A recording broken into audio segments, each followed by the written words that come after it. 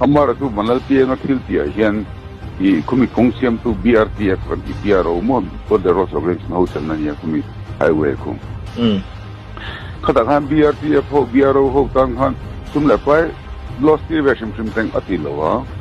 chuan damage kan tiang chi kha I kong thapa ngai kan ti irrigation sim tang ti na ani lo hani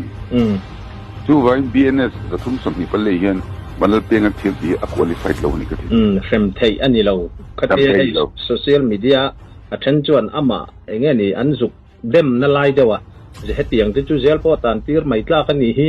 he pinge kong an siam mek lai hetiang anga ti che tum sim te pu tlat khanom ta ni kha criminal procedure code kan ti BNS kan ti ta ka chun mo ngani PRPC kan ti ang chi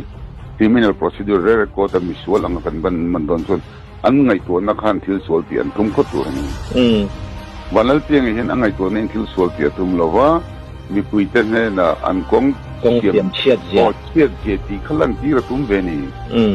tu wan vanal piang intent hi public awareness atanga kong chiam tha chok ni